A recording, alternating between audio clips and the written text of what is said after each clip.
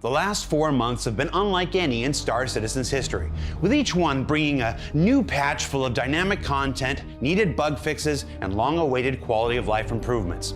From December's 4.0, which finally brought our second star system to life, to picking a side in the ongoing fight for Pyro in January's 401, then building up the war chest for the continuing battle against the Frontier Fighters in February's 402 Supply or Die event, it's been one non-stop adventure in Pyro. But all of that changes when the story shifts back to the Stanton system in Alpha 4.1, with the introduction of new threats, new friends, and new opportunities for action, adventure, and acquisition. At 4.1, we're actually going to be introducing what we've been calling internally as sort of our B story. In a nutshell, the regen technology, which to this point has basically been allowing people to die and get regen back, the technology begins to fail. And that's being referred to as the regen crisis. So it's throwing the Empire into a bit of chaos and confusion because this technology that everybody thought was basically going to conquer death is not as effective as promised. Now for the player, nothing changes. You can just go about your business and it's business as usual. But for the populace, it's an issue. So at this point, the Imperator is basically going to start lobbying the Senate to start loosening scientific restrictions on research. One company, Rayari, has put the call out to the population to try to find these sort of very rare minerals to basically bring to their outpost to help fuel their research to help resolve the crisis. And the way you get those brand new materials is the Align and Mine sandbox activity.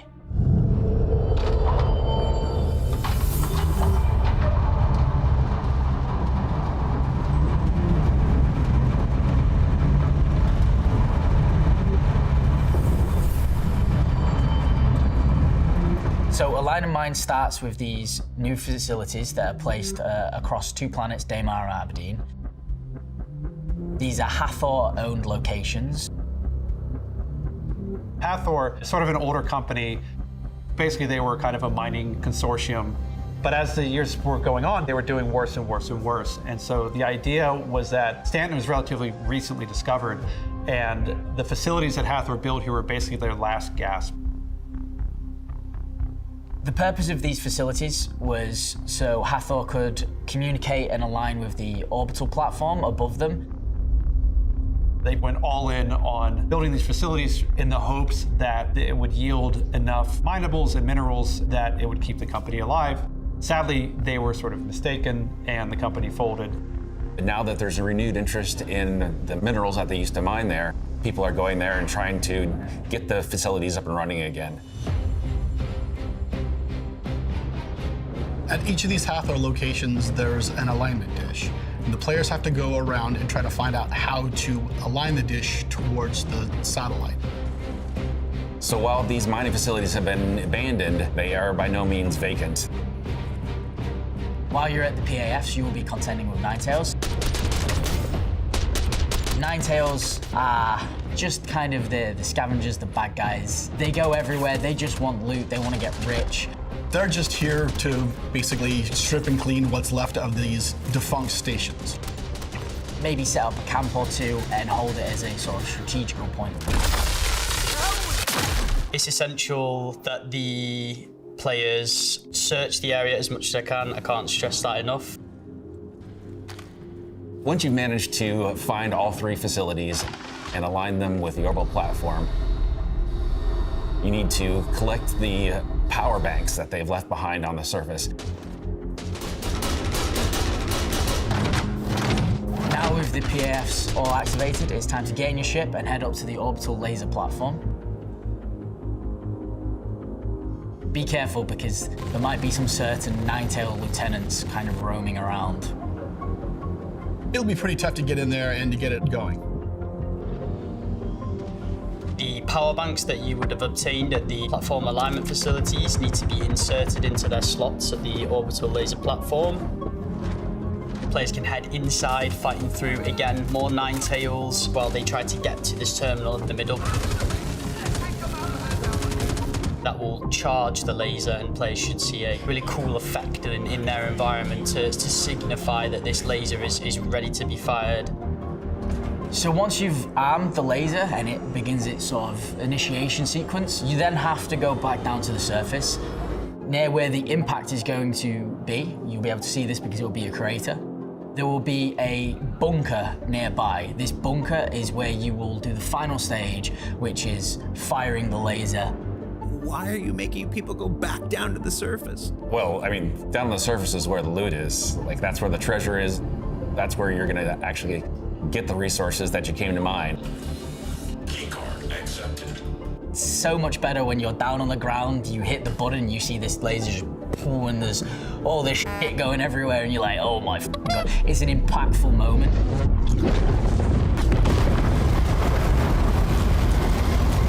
And there's that emotion of awe we want to inspire, and when we was testing it, the emotion is better captured when you're boots on the ground. This sounds really chaotic. Yeah, we haven't even touched on the worms yet.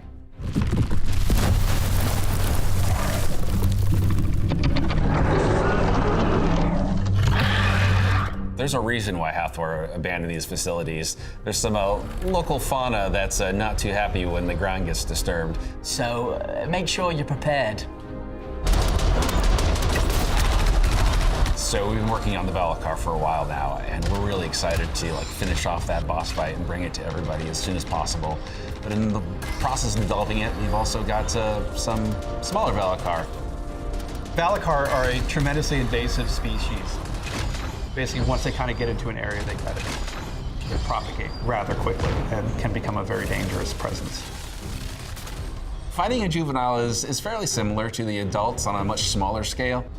Because they come up from the ground submerged, they can surprise the player in the way that they come up behind them or can attack them from areas where they don't expect. The Valakar will also fight the other Ninetales at the location if you've managed to find a way to let them be in each other's presence. So it's going to be you against other players, against other Ninetales, against other worms? Yeah, real Mexican standoff.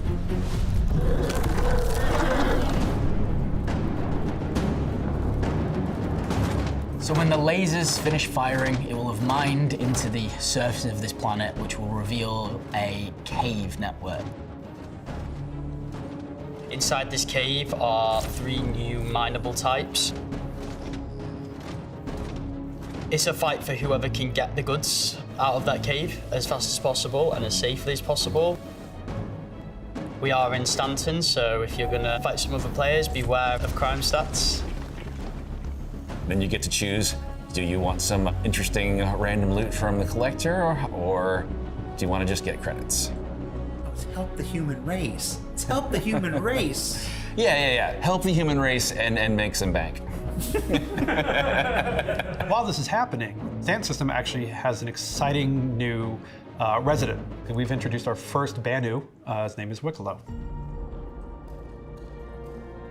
Wicklow is also offering a counter mission to the minerals that Rayari is looking for. So if you don't want to sell them off to Rayari to help with the regen crisis, Wicklow is offering some sweet, tasty items in exchange for the same materials. Here you go. Bring chip in. Wicklow recently retired, Banu equivalent of retirement, from a fabrication facility in the Banu Protectorate. He loves people, he loves humans, so he decided to move to human space and set up sort of a fabrication shop / trading site location for players to go visit, and basically he can kind of make you some cool stuff if you bring him what he needs. One of the things with the Banu was they always try to be the least threatening thing in the room. I always equate them to sort of the golden retriever of our aliens. So they're everybody's friend until they're not.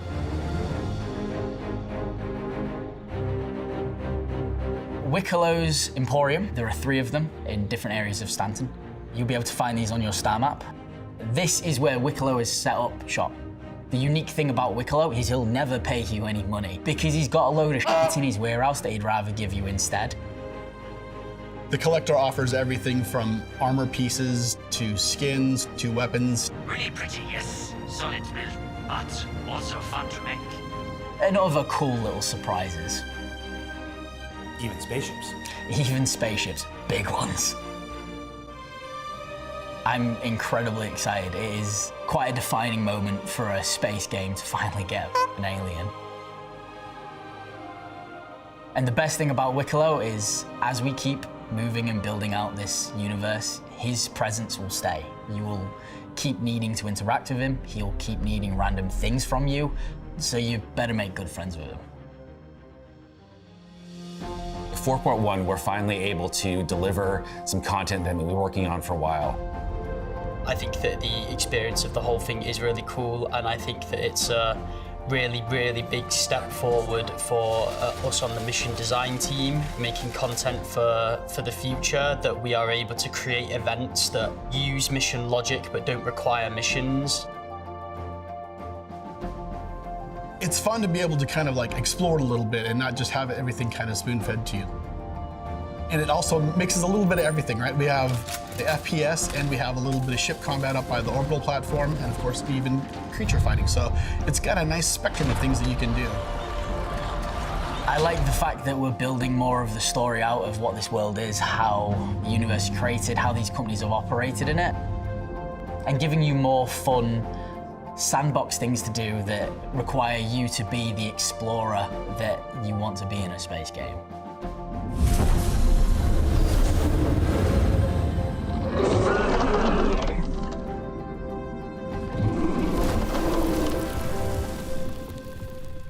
And with 4 patches in as many months, the introduction of a new ongoing persistent sandbox with a line in mind, the arrival of our persistent universe's first non-human character, a new system for acquiring rewards, brand new mining vehicles, and the beginning of a second ongoing narrative that's threatening the lives of NPCs everywhere. And no, I've seen the post, it's not Death of a Spaceman, not yet, or not soon. We're playing a really long game here. It's an exciting time for Star Citizen, and one that we're all super excited to share with you. So for Inside Star Citizen, I'm Jared Huckabee. As always, thanks for letting us share the people and process of game development with you, and we'll be right back here in just a few weeks with even more looks at the future of our persistent universe.